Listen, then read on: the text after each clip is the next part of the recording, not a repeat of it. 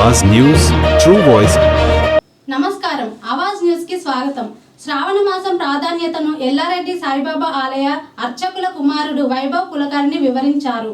అన్ని మాసాల్లో శ్రావణ మాసమే పవిత్రమైనదిగా శివుడు సైతం ప్రశంసించిన మాసమని తెలిపారు। భక్తులు ఈ మాసంలో శివారాధన చేయడం ద్వారా తమ కోరికలు నెరవేరుతాయని ఆయన విశ్వాసం వ్యక్తం చేశారు। శ్రావణ మాసం సాంప్రదాయాలకు శైవ భక్తికి ఎంతో ప్రాధాన్యత ఉందని వివరించారు। నా పేరు వైభవ్, మేము ఎల్లారెడ్డి నుంచి సాయిబాబా టెంపుల్లో పూజారిగా చేస్తున్నాము। ఈ శ్రావణ మాసం అనేది ఎంతో ప్రాధాన్యతతో కూడుకున్నది। శ్రావణ మాసం ప్రాధాన్యత, విశిష్టత, పాటించాల్సిన నియమాలు మీరు మన ఆవాజ్ ప్రేక్షకులకు ఒకసారి తెలియజేస్తారని। మనం ఏది కోరుకోవాలనుకున్నా, ఏది సంపాదించాలనుకున్నా ప్రధానంగా కావాల్సింది మనకు అనుగ్రహం। అనుగ్రహం అనేది లేకపోతే ఎంత తపస్సు చేసినా, ఎంత చేసినా మనకు అది అంతా వృధాగా అవుతుంది। మరి ఎవరి అనుగ్రహం ఉంటే ఈ ప్రపంచంలో మనం అన్నీ సాధించగలుగుతాము అంటే శివానుగ్రహం ఉంటే మనం అన్నీ సంపాదించగలుగుతాం। ఎందుకు అంటే ఆది గురువు అతను, పరమ గురువులందరికీ గురువు ఆది గురువు శివుడు। ఈ శ్రావణ మాసంలో ప్రధానంగా అర్చించబడే ప్రధానమైన దైవం కూడా శివుడే। ఈ శ్రావణ మాసాన్ని సవన్ అనే ఒక పదంతో కూడా పిలుస్తారు। ఇందులో మనకు ప్రధానంగా చెప్పుకోవాల్సింది ఏంటి అంటే శ్రావణ మాసంలో ఉపవాసం ద్వారా మన యొక్క శరీరంలో ఉన్న రోగాలను నయం చేసుకోవడమే కాకుండా భగవంతునికి దగ్గరగా ఉండే అవకాశాన్ని కలిగించే మాసం ఏదైనా ఉంది అంటే శ్రావణ మాసం। ముఖ్యంగా అద్వైత గ్రంథాలను పఠించే అద్వైతులు ఎవరైతే ఉన్నారో, శివుణ్ణి ఆరాధించే వ్యక్తులు ఎవరైతే ఉన్నారో వాళ్ళు తప్పకుండా ఈ 30 రోజులు శివుణ్ణి ఎవరైతే నిరంతరంగా ఆరాధిస్తారో వాళ్ళు అనుకున్న సిద్ధిని పొందడమే కాకుండా సాధకులకు అద్వైత సిద్ధి లభింపజేసే గొప్ప మాసం ఈ శ్రావణ మాసం। ఇందులో ప్రతి ఒక్క తిథి, ప్రతి ఒక్క రోజు కొన్ని పాజిటివ్ ఎనర్జీతో నింపబడి ఉంటాయని మన శాస్త్రం చెప్తుంది। స్కాంధ పురాణంలో శివుడు కూడా ఈ యొక్క మాసాన్ని స్వయంగా తను పొగడడం జరిగింది। ఈ మాసంలో ఎవరైతే రుద్ర నమకము చమకములతో ఆయన్ని అర్చిస్తారో సాధారణంగా చేసే ఫలితం కన్నా ఈ మాసంలో ఒకవేళ ఆ విధంగా సాధన చేస్తే 1,000,000 రెట్ల ఫలం వస్తుంది వాళ్ళకి। కాబట్టి ఈ యొక్క మాసాలను, ఈ యొక్క తిథులను మీరు ప్రధానంగా ఎంచుకోవాలి। ఎందుకు అని అంటే సాధారణమైన రోజుల్లో చేయడం లేదు, పర్వదినాలలో చేయడం లేదు। ఇలాంటి పర్వదినాలలో మీరు తప్పకుండా భగవంతునికి సమయం కేటాయించాలి। ఇలా కేటాయిస్తే ఏం జరుగుతుంది అంటే సూక్ష్మంలో మోక్షం అన్నమాట। మీరు 100 రోజులు సాధన చేస్తే మీకు వచ్చే ఫలితం ఏదైతే ఉందో ఏదైనా ఒకరోజు, సోమవారం కానీ, శనివారం కానీ, ఆదివారం, ఈ 7 వారాలు ఏ ఒక్కరోజు చేసినా మీకు ఆ ఫలితం వస్తుంది। అంత గొప్ప ప్రాశస్తం ఉన్న మాసము ఈ శ్రావణ మాసం।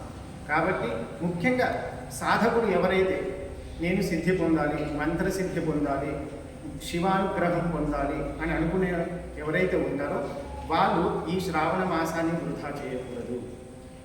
నియమాలను పెట్టుకోవాలి, ప్రతినిత్యం శివార్చన చేయాలి। శనివారం కానీ, సోమవారం కానీ, ఆదివారం, ఏ వారమైనా మీరు తీసుకోండి, ఆ వారానికి సంబంధించిన ఏ దేవతలైనా మీరు ఆరాధించండి।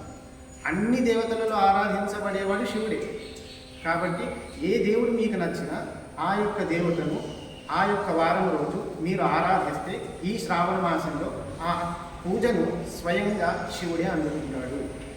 కాబట్టి ఈ మాసము సాధకులకు అత్యంత శ్రేష్టమైన మాసం అని చెప్పబడుతుంది। మరి ఎలా పాటించాలి? ఏ విధంగా మనం శ్రావణ మాసం పాటించాలని తెలియజేసింది, ఏ విధంగా పూజ చేయాలి, ఆ పూజా విధానం? ఇప్పుడు కొంతమంది నిత్య పూజ చేసుకుంటారు ఇంట్లో। నిత్య పూజ అంటే నార్మల్గా అభిషేకం చేయడం, బొట్లు పెట్టడం, నైవేద్యం పెట్టడం, వెళ్ళిపోవడం, అది చేసినా సరిపోతుంది। ఎవరైనా ప్రత్యేకంగా చేసుకుంటాం, నాకు సమయం ఉంది అని అనుకునేవాళ్ళు ప్రదోషకాలంలో అంటే ఈ 6 గంటలు, ఈ సాయంత్రం పూట ప్రదోషకాలంలో రుద్రాభిషేకం చేయడం ఉత్తమం। రుద్రాభిషేకం చేయడం వల్ల లాభం ఏంటంటే రుద్రం అనేది ఏం చెప్తుంది, నమ్మకం అనేది ఏం చెప్తుందంటే ప్రతి అణువులో ఉన్న శివునికి నమస్కారము, పశుపతికి నమస్కారము, భూమిలో ఉన్న శివునికి నమస్కారము, భవాయ అంటే జలంలో ఉన్న శివునికి నమస్కారము, రుద్రాయ అంటే అగ్నిలో ఉన్న రుద్రునికి నమస్కారం, ఇలా అన్నిటిలో ఉన్న శివునికి నమస్కారము అని చెప్తుంది। మరి చమకం ఏం చెప్తుంది అంటే శంఖమేమయష్టం అంటే నాకు ఇది ప్రసాదించు, నాకు అది ప్రసాదించు, నాకు ఆవులను ప్రసాదించు, గోవులను ప్రసాదించు, మేము నిన్ను నిరంతరంగా యజ్ఞం చేస్తూ మాకు మంచి నిద్రను ప్రసాదించు అని మనం ఇవన్నీ కోరుకుంటాం. కోరికలు చమకం ద్వారా కోరికలను కోరుకుంటే నమ్మకం ద్వారా శివునికి నమస్కరిస్తాం. ఇంత గొప్ప ప్రాశస్తం ఉన్న యజుర్వేద ఈ మంత్రాలతో ఎవరైతే ప్రదోష కాలంలో శివార్చన ఈ మాసంలో చేస్తారో శివానుగ్రహం లభిస్తుంది. శివానుగ్రహం లభిస్తే వాడికి గురువు తొందరగా లభిస్తాడు. ప్రదోషకాలం అంటే సాయంత్రం ఇక మీకు ప్రదోషకాలం సాయంత్రం మొదలవుతుంది. 5:30 నుంచి మీరు మొదలు పెట్టుకోవచ్చు.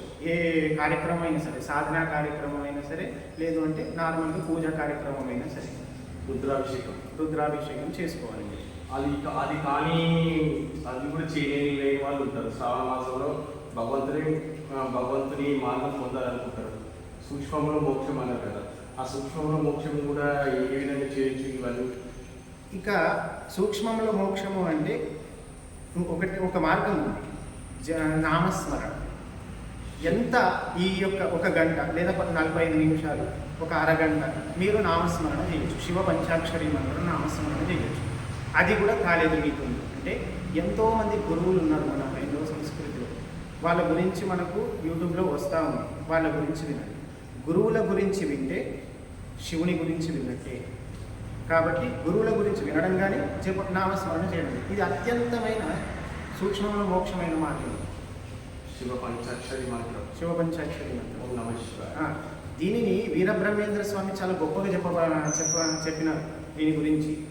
ఏమని? శివ పంచాక్షరి మంత్రంలో శివుడు మాత్రమే కాదు, అమ్మవారు కలిసి ఉన్నారు. కాబట్టి ఈ మంత్రం ఎవరైతే చేస్తారో ఈ మాసంలో ఇటు అమ్మవారిని ఇటు శివుడిని ఇద్దరిని వాళ్ళు ఆరాధించిన ఫలితాన్ని పొందుతారట. ఓం నమః శివాయ. పంచాక్షరి మంత్రం ఆవచ్చానంతో మీకు అభినందనలు. మాకు మీ అమూల్యమైన సందేశాలు ఇచ్చేందుకు సర్వదా మీకు ఎప్పుడు ఏ